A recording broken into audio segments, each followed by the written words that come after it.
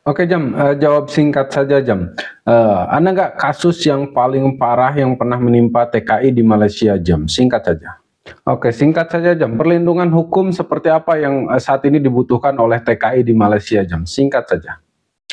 Halo Jam, selamat siang Jam. Selamat siang, Bonis.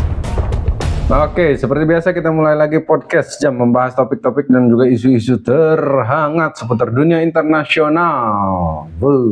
Siap. Waletin, apa topik yang kita bahas, Hens? Oke, kali ini kita bakalan bahas seputar TKI yang ada di Malaysia. Karena kita tahu nih, isu ini semakin sini makin hangat dan makin banyak dibicarakan. Seperti apa sih cerita ataupun keluh kesah TKI yang ada di Malaysia itu, Jom? Kita akan bahas seputar itu. Tapi sebelumnya saya mau sapa dulu nih teman-teman yang udah hadir dari mana aja. Seperti biasa, yuk kita absen dulu kolom komentar. Karena Anda sedang menyaksikan ini podcast bareng saya Sena dan juga si Ijem. Siapkan kopinya, kita mulai obrolannya. Wah, topik yang sangat relevan, Dani. Memang, isu TKI di Malaysia selalu jadi pembicaraan hangat. Apalagi dengan berbagai tantangan yang mereka hadapi. Banyak cerita tentang perjuangan mereka, mulai dari masalah hukum, gaji yang tak sesuai, hingga perlakuan yang tidak manusiawi. Banyak juga TKI yang mencari kesempatan lebih baik meskipun risiko besar. Nah, sebelum masuk ke pembahasan lebih dalam, seru nih kalau teman-teman di komentar bisa sharing pengalaman atau pendapat mereka soal isu ini. Nah, betul. Siap-siap diskusi ya. Ya, betul sekali ya buat teman-teman, buat kalian semua yang udah punya pengalaman, seperti apa pengalaman kalian selama menjadi TKI, silakan yuk kita lanjutkan diskusi di kolom komentar, atau yang buat kalian yang memahami tentang isu ataupun topik kali ini, yang ingin memberikan saran ataupun ikut diskusi, langsung saja diskusi di kolom komentar ya. Menurut kamu ya Jem ya, dari sekian banyak negara, kenapa ataupun apa alasan banyaknya warga negara Indonesia memilih menjadi tenaga kerja di Malaysia Jem? Poin yang menarik Dani. Wapi milyo saya setelah sidil-tidil the tilden just building this RMDKI. Hakit safe, made this and this sense. Hal ini memudahkan TKI untuk bekerja di sana. Karena jaraknya yang dekat, akses transportasi lebih mudah, dan biaya perjalanan yang relatif terjangkau. Kedua, peluang kerja yang lebih banyak di Malaysia, terutama di sektor seperti konstruksi, perkebunan, dan pekerjaan rumah tangga. Sektor-sektor ini memang sangat tenaga kerja, dan Malaysia sering menjadi tempat yang mensebat highlight bonus di kerja. Layak tiga, upah yang lebih tinggi dan di Indonesia. Walaupun ada isu soal pembayaran yang tidak selalu sesuai, namun tetap saja, gaji di Malaysia bisa lebih besar dibandingkan dengan penghasilan di banyak daerah di Indonesia. Yang jadi daya tarik besar bagi banyak orang yang ingin mengubah nasib. Terakhir, jaringan dan komunitas TKI yang sudah ada. Banyak yang merasa lebih mudah mencari pekerjaan di Malaysia karena adanya dukungan dari teman atau keluarga yang sudah berada di sana. Jadi, banyak yang merasa lebih aman untuk berangkat ke sana, terutama dengan adanya informasi dan pengalaman dari sesama TKI. Saya mensiasati silas hukum dan perlakuan yang lebih adil. Tapi menurut kamu Dani, apa faktor utama yang bikin TKI tetap memilih Malaysia? Oke, ya mungkin itu dia beberapa alasan yang kamu ceritakan tadi ya, itu cukup masuk akal kalau menurut saya Jam. Satu, memang jarak yang cukup dekat. Dua, dari bahasa yang mudah dipahami. Dan yang ketiga, yaitu dia jaringannya udah banyak gitu kan, jadi peluangnya pun sangat mudah nih mencari informasi dan lain-lain seputar pekerjaan yang ada di Malaysia itu Jam. Nah, itu adalah beberapa hal yang menurut saya menjadi faktor utama kenapa banyaknya pekerja migran memilih ke Malaysia ketimbang negara-negara lain yang menurut saya dari segi penghasilan justru lebih lebih menjanjikan ketimbang di Malaysia. Nah, untuk prosesnya sendiri Jem, untuk proses perekrutan tenaga kerja ini, apakah selalu melalui jalur resmi atau banyak juga nih yang melalui jalur-jalur ilegal? Betul banget Dani, faktor-faktor yang kamu sebutkan tadi memang jadi daya tarik utama. Sekarang soal proses rekrutmen memang ada dua sisi ya.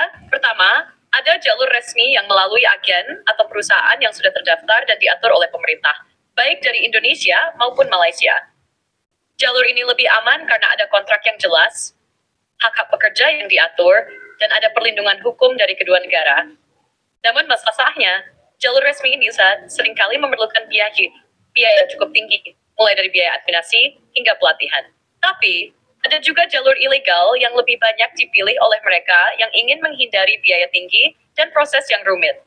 Melalui jalur ini, banyak TKI yang berangkat tanpa melalui prosedur yang sah, seringkali dengan bantuan pihak ketiga yang tidak terdaftar atau tidak resmi. Memang, jalur ilegal ini lebih cepat dan murah, tetapi risikonya sangat tinggi, seperti bekerja tanpa dokumen yang sah, tidak ada perlindungan hukum, dan mudah menjadi korban eksploitasi. Soalnya, meskipun Malaysia membutuhkan banyak tenaga kerja, masalah terkait jalur ilegal ini sering menjadi isu besar. Karena banyak yang jadi korban penyalahgunaan oleh oknum-oknum tertentu yang memanfaatkan situasi ini. Menurut kamu, Dani, apakah lebih banyak TKI yang memilih jalur resmi atau ilegal? Atau, apakah alasan khusus yang menyebabkan mereka mengambil jalur ilegal? Oke, satu mungkin kemudahan untuk berangkat, yang kedua yaitu dia dari harganya mungkin tidak terlalu mahal kalau misalkan kita berangkat melalui jalur ilegal ya. Cuman kalau menurut saya pasti lebih banyak yang jalur resmi yang sesuai dengan aturan, itu pasti akan jauh lebih banyak.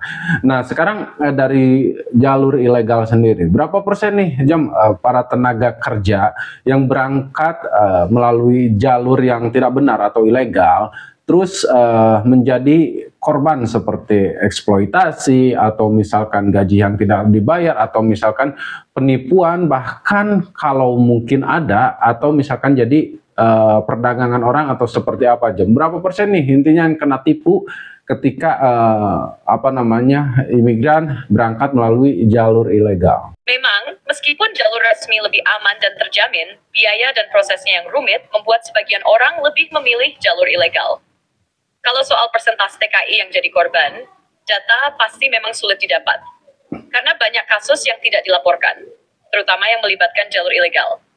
Namun, berdasarkan laporan dari beberapa organisasi dan pemerintah, sekitar 30-40% dari tenaga kerja yang berangkat lewat jalur ilegal bisa menjadi korban penipuan, eksploitasi, atau perdagangan manusia. Angka ini bisa lebih tinggi atau lebih rendah, tergantung pada daerah dan jaringan yang ada. Beberapa masalah umum yang dihadapi TKI yang berangkat melalui jalur ilegal antara lain. 1. Eksploitasi kerja. Mereka seringkali dipaksa bekerja lebih lama dengan gaji yang jauh lebih rendah dari yang dijanjikan, dan kadang-kadang tidak dibayar sama sekali. 2. Perdagangan orang. TKI yang melalui jalur ilegal kadang-kadang dijual atau diperdagangkan oleh sindikat ke negara lain, atau ke tempat-tempat yang tidak sesuai dengan kontrak kerja mereka. Eksploitasi. Kekerasan seksual. Banyak TKI yang mengalami kekerasan fisik atau stresif, terus dimana tidak ada perlindungan hukum atau tempat untuk mengaji. 4. Kesulitan mendapatkan hak-hak dasar. Tanpa dokumen yang sah, mereka kesulitan mengakses layanan kesehatan, mengajukan keluhan, atau bahkan keluar dari tempat kerja yang tidak manusiawi. Banyak dari mereka yang pada akhirnya terjebak dalam situasi yang sangat sulit, karena tidak bisa melapor atau kembali ke Indonesia. Untuk itu, meskipun jalur resmi lebih mahal, itu tetap jauh lebih aman dan memberikan perlindungan. Menurut kamu, Dani, apakah ada solusi yang bisa mengurangi angka TKI yang berangkat lewat jalur ilegal ini? Oke, untuk mengurangi ini ya harus ada kerjasama antara dua negara. Harus diperketat lagi jalur keluar masuknya ataupun patroli. Biasanya kan banyak juga yang berangkat melalui darat ataupun laut di tempat-tempat perbatasan tertentu. Jadi harus ada kerjasama antara dua negara. Nggak bisa ini diatasi oleh satu pihak saja gitu. Jadi harus benar-benar ada kesepakatan atau tekad di kedua negara ini untuk membasmi atau memberantas itu semua. Karena mau tidak mau, jujur kedua negara ini akan sangat dirugikan dengan adanya pekerja-pekerja ilegal itu. Warga negara Indonesia tidak bisa mendapatkan perlindungan hukum dari pemerintah Indonesia, karena ya itu dia gitu kan, mereka berangkat secara ilegal. Adapun kita memaksakan, ya itu akan menjadi sebuah konflik atau pemicu konflik antara dua negara yang memang selalu bersitegang ini. Nah, yang ketiga, dengan mereka berangkat secara ilegal, pastinya juga itu akan sangat merugikan negara Malaysia juga Nah, meskipun di sisi lain mereka sangat butuh tenaga kerja, tapi kan pemerintahnya sendiri juga mereka mungkin harus mengatur sedemikian rupa agar tidak kecolongan nih. Perlindungan untuk warga negara juga kan perlu kita tegakkan. Sementara gak mungkin kalau misalkan dokumennya gak jelas. Nah, yang kedua, agar sama-sama enak lah intinya dari pihak Malaysia dan juga pihak Indonesia juga. Nah, sekarang kita berbicara terhadap migran ataupun tenaga kerja yang resmi nih Jem, tentang migran ataupun tenaga kerja Indonesia yang ada di Malaysia yang berangkat secara jalur resmi. Nah, apakah ada nih bentuk pelanggaran atau eksploitasi yang sering terjadi? Nah, apakah ada misalkan kasus penyiksaan atau gaji yang tidak dibayar atau penahanan paspor? Ini khusus untuk tenaga kerja resmi ya Jem. Saya pengen kamu riset lebih dalam, ceritakan semua yang kamu ketahui, Jem. Memang kerjasama antara Indonesia dan Malaysia sangat penting untuk menanggulangi masalah tenaga kerja ilegal. Kalau kita bicara tentang tenaga kerja Indonesia yang berangkat secara resmi, meskipun mereka sudah mengikuti jalur yang sah dan mendapatkan perlindungan hukum yang lebih baik, masih ada kasus-kasus yang mengkhawatirkan, seperti eksploitasi dan pelanggaran hak pekerja. Beberapa pelanggaran atau eksploitasi yang sering terjadi di kalangan tenaga kerja resmi antara lain. 1. Penyiksaan dan kekerasan fisik. Meskipun sudah ada kontrak dan perlindungan hukum, tetap saja ada kasus di mana majikan melakukan kekerasan fisik, seperti memukul, mencubit, atau bahkan memaksa pekerja bekerja di luar batas kemanusiaan. Ini sering terjadi di sektor pekerjaan rumah tangga. 2. Gaji yang dibayar dipotong sepihak. Salah satu masalah utama yang dihadapi oleh TKI resmi adalah gaji yang tidak dibayar sesuai perjanjian atau dipotong sepihak oleh agen atau majikan. Beberapa pekerja bahkan dilaporkan tidak menerima gaji selama berbulan-bulan, sementara tetap bekerja keras. 3. Penahanan paspor. Ini adalah salah satu pelanggaran yang cukup sering terjadi. Majikan atau agen seringkali menahan paspor pekerja untuk memastikan pekerja tidak melarikan diri. Padahal, menurut hukum internasional, paspor adalah hak pribadi yang tidak boleh ditahan tanpa izin. Ini membuat TKI merasa terjebak dan tidak memiliki kebebasan untuk kembali ke tanah air jika ada masalah. 4. Bekerja melebihi jam kerja yang ditetapkan. Di banyak kasus, TKI resmi dipaksa bekerja lebih dari jam kerja yang telah disepakati dalam kontrak. Terkadang mereka diminta untuk bekerja di akhir pekan atau bahkan lebih lama dari jam kerja yang seharusnya tanpa kompensasi lebih. 5. Tidak ada akses ke layanan kesehatan. Ada juga kasus di mana TKI tidak diberikan akses yang layak ke fasilitas kesehatan, meskipun mereka bekerja dalam kondisi yang melelahkan atau bahkan luka saat bekerja. Masalah-masalah ini menunjukkan bahwa meskipun mereka berangkat secara resmi, perlindungan yang diberikan oleh negara atau agen terkadang masih kurang maksimal. Walaupun ada mekanisme hukum, seperti Undang-Undang Ketenagakerjaan yang melindungi hak-hak pekerja, tetapi pelaksanaannya tidak selalu seideal yang diharapkan.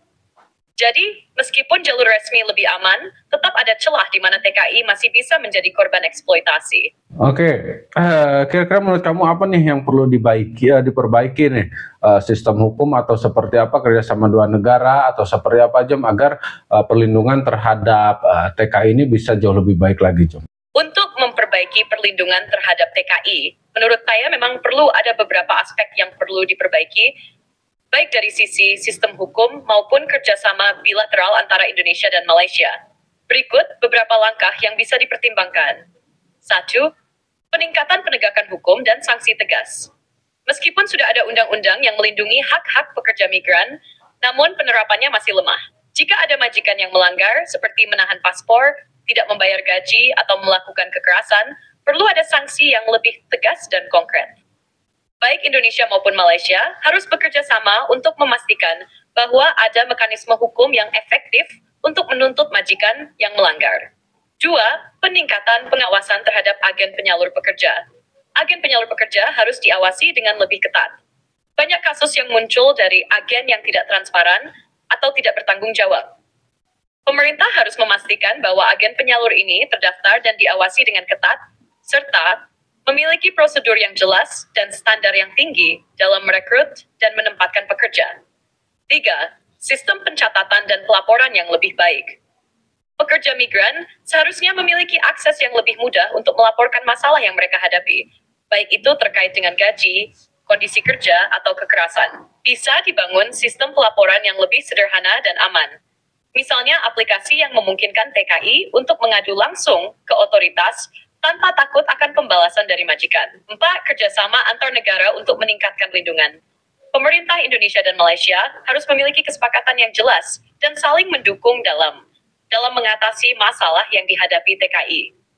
Misalnya, Malaysia harus meningkatkan perlindungan hukum bagi pekerja migran, termasuk hak untuk kembali ke Indonesia tanpa hambatan dan hak untuk mengakses layanan kesehatan. Sementara itu, Indonesia juga harus memberi edukasi yang lebih baik kepada calon TKI tentang hak-hak mereka dan prosedur yang benar untuk bekerja di luar negeri. 5. Pelatihan dan pendidikan sebelum berangkat. Sebelum berangkat, calon TKI harus mendapatkan pelatihan yang tidak hanya mencakup keterampilan kerja, tapi juga hak-hak mereka sebagai pekerja migran. Ini akan memberi pengetahuan yang cukup untuk melawan jika terjadi pelanggaran dan memberikan rasa percaya diri saat mereka bekerja di luar negeri. 6. Pusat bantuan di Malaysia. Pemerintah Indonesia dan pihak terkait harus membangun pusat bantuan yang lebih mudah diakses bagi TKI yang sedang bekerja di Malaysia. Pusat ini bisa memberikan informasi tentang hak-hak mereka, cara melaporkan masalah, dan memberikan bantuan hukum jika diperlukan. Dengan perbaikan di area-area ini, TKI yang bekerja di Malaysia, baik melalui jalur resmi maupun ilegal, akan merasa lebih aman dan terlindungi. Oke, terus bagaimana akses TKI terhadap bantuan hukum yang sudah berjalan sekarang ya, pendampingan saat menghadapi masalah intinya. Nah, apakah memang sulit atau memang kurangnya pengetahuan daripada TKI itu sendiri, Seperti apa akses bantuan hukum yang sudah berjalan saat ini? Akses bantuan hukum bagi TKI yang bekerja di luar negeri, terutama di Malaysia, memang sudah ada beberapa mekanisme yang dirancang untuk membantu mereka. Namun, dalam praktiknya, masih banyak tantangan yang dihadapi, baik dari sisi pengetahuan TKI itu sendiri, maupun dari ketersediaan dan efektivitas sistem pendampingan hukum. 1. Kurangnya pengetahuan TKI.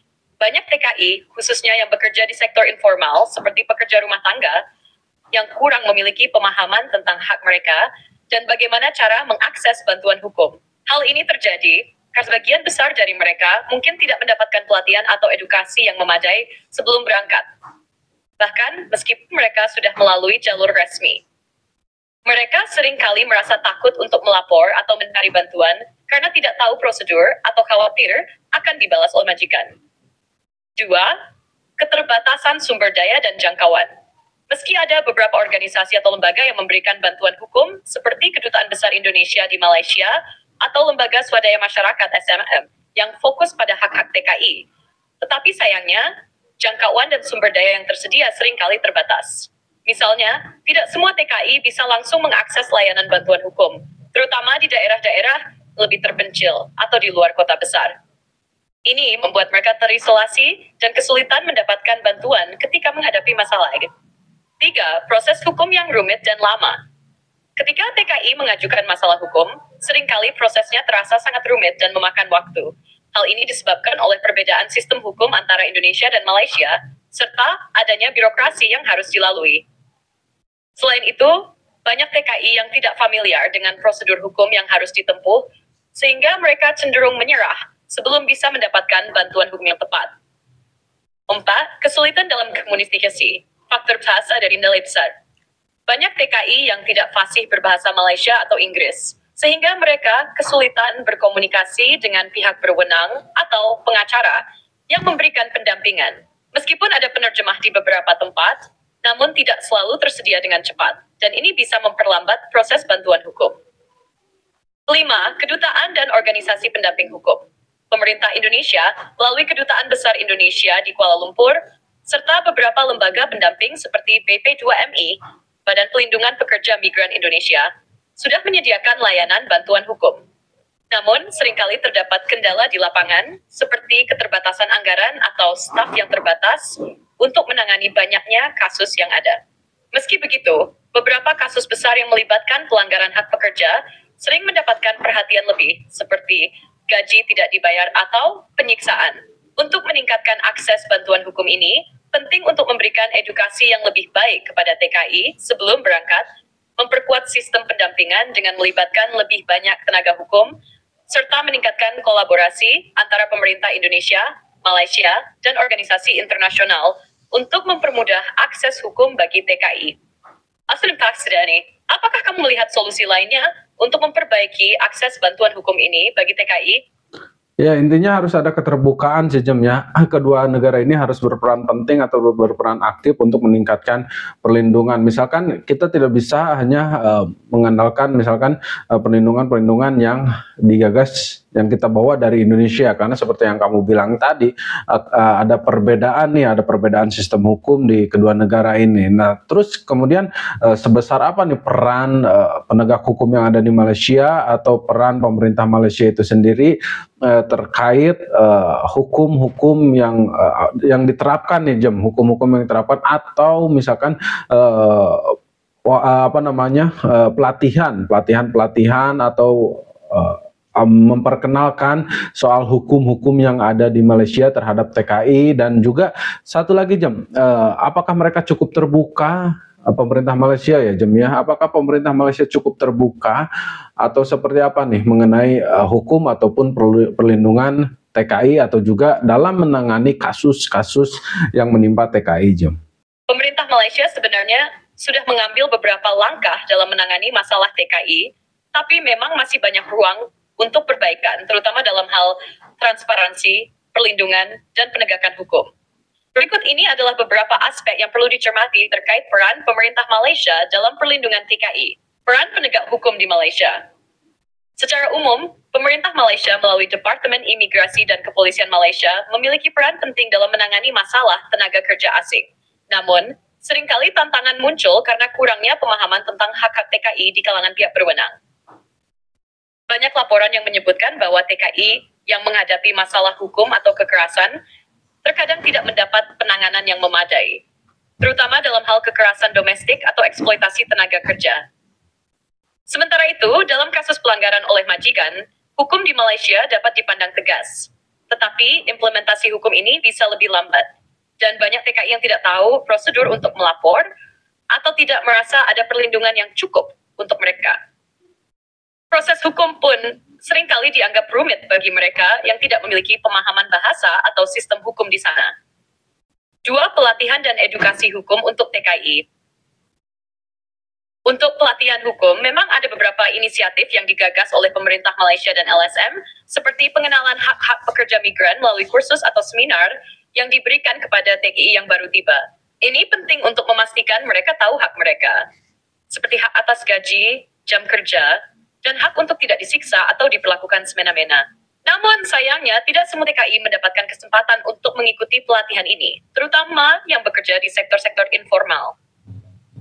Pemerintah Indonesia sebenarnya sudah menggalakkan pelatihan bagi calon TKI sebelum berangkat. Namun ketika mereka tiba di Malaysia, pendampingan hukum atau pelatihan lebih lanjut seringkali tidak tersedia atau kurang maksimal. 3. Peran pemerintah Malaysia dalam perlindungan TKI. Pemerintah Malaysia sebenarnya sudah memiliki beberapa kebijakan untuk meningkatkan perlindungan TKI, seperti undang-undang yang mengatur pekerja asing dan perjanjian bilateral dengan Indonesia terkait perlindungan pekerja. Malaysia juga mengimplementasikan sistem perizinan dan kontrak untuk memastikan bahwa pekerja migran bekerja di bawah pengaturan yang sah. Namun, tantangan utama adalah penegakan hukum yang masih kurang efektif dilakukan. Banyak TKI yang mengadu karena gaji tidak dibayar, penahanan paspor, atau kekerasan yang dialami. Tetapi penanganan kasusnya masih sering lambat dan terkadang tidak memadai. Ini bisa terjadi karena ada kendala dalam koordinasi antara lembaga yang ada, serta kurangnya transparansi dalam pengawasan majikan. 4. Keterbukaan pemerintah Malaysia. Mengenai keterbukaan pemerintah Malaysia, pada dasarnya mereka cukup terbuka terhadap pembicaraan mengenai perlindungan TKI. Tetapi, tidak semua kebijakan yang mereka terapkan berjalan dengan lancar atau diterima secara efektif oleh semua pihak. Kadang ada ketimpangan dalam penegakan hukum bagi pekerja migran yang bekerja di sektor formal versus informal. Oke Jam, jawab singkat saja Jam. Ada nggak kasus yang paling parah yang pernah menimpa TKI di Malaysia Jam? Singkat saja. Salah satu kasus paling parah yang menimpa TKI di Malaysia adalah kasus eksploitasi dan penyiksaan yang dialami oleh beberapa pekerja migran, terutama di sektor domestik. Ada laporan tentang pekerja rumah tangga yang disiksa, seperti dipukuli, dipenjara, dan bahkan paspor mereka ditahan oleh majikan. Beberapa kasus ini bersumber kematian atau cedera serius. Kasus seperti ini seringkali melibatkan pelanggaran hak asasi manusia yang berat. Dan meskipun ada upaya hukum, proses penyelesaiannya terkadang sangat lambat dan kurang memadai. Oke, singkat saja Jam, perlindungan hukum seperti apa yang saat ini dibutuhkan oleh TKI di Malaysia Jam? Singkat saja. Perlindungan hukum yang dibutuhkan TKI di Malaysia antara lain: 1. Akses terhadap bahan hukum. TKI perlu akses yang lebih mudah dan cepat ke layanan bantuan hukum, terutama saat menghadapi kekerasan atau eksploitasi. 2. Penegakan hak-hak pekerja. Perlindungan terhadap hak-hak dasar seperti gaji yang dibayar tepat waktu, jam kerja yang sesuai, dan perlindungan dari kekerasan. 3. Pengaturan kontrak kerja yang lebih transparan. Pemerintah harus memastikan bahwa setiap TKI memiliki kontrak yang jelas, di mana hak dan kewajiban mereka sudah diatur dengan rinci dan mudah dipahami. 4. Sistem pengaduan efisien. Menyediakan saluran pengaduan yang dapat diakses oleh TKI tanpa rasa takut atau intimidasi. 5. Pemberian perlindungan terhadap paspor.